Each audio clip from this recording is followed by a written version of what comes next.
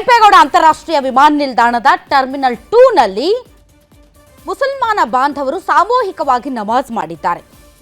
ಸಾರ್ವಜನಿಕ ಸ್ಥಳಗಳಲ್ಲಿ ಈ ರೀತಿ ನಮಾಜ್ ಮಾಡೋದು ಎಷ್ಟು ಮಟ್ಟಿಗೆ ಸರಿ ಅನ್ನುವಂತಹ ವಿವಾದ ಇವತ್ತು ನಿನ್ನೆದಲ್ಲ, ಇದಕ್ಕೆ ಇತಿಹಾಸ ಇದೆ. ಬಹಳ ವರ್ಷಗಳಿಂದ ಸಾಮೂಹಿಕವಾಗಿ ಅದು ಪಬ್ಲಿಕ್ ಪ್ಲೇಸ್ಗಳಲ್ಲಿ ನಮಾಜ್ ಮಾಡೋದರ ಕುರಿತಂತೆ ವಿವಿಧ ದೇಶಗಳಲ್ಲಿ ವಿವಿಧ ರೂಲ್ಸ್ಗಳಿವೆ.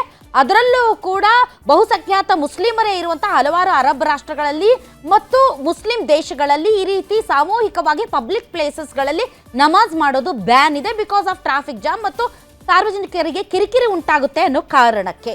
ಆದರೆ ಭಾರತದಲ್ಲಿ ಮಾತ್ರ ಈ ರೀತಿಯ ನಮಾಜ್ಗಳಾಗಲಿ, ಲೌಡ್ ಸ್ಪೀಕರ್ಗಳಾಗಲಿ ಅಥವಾ ಟ್ರೈನ್ನಲ್ಲಿ ಶಾಲಾ ಮಕ್ಕಳು ನಮಸ್ತೆ ಸದಾವತ್ಸಲೆ ಅನ್ನುವಂಥ RSS ಗೀತೆಯನ್ನು ಹೇಳುವುದಾಗಲಿ, ಅದು ಧಾರ್ಮಿಕವಾಗಿ ರಾಜಕೀಯ ನಾಯಕರು ತಮ್ಮ ತಮ್ಮ ಬೇಳೆಯನ್ನು ಬೇಯಿಸಿಕೊಳ್ಳೋದಕ್ಕೆ ತಮ್ಮ ತಮ್ಮ ರೀತಿಯಾಗಿ ಕೆಲವೊಂದು ವಾದಗಳನ್ನು ಮಂಡನೆ ಮಾಡ್ತಾ ಇದ್ದಾರೆ.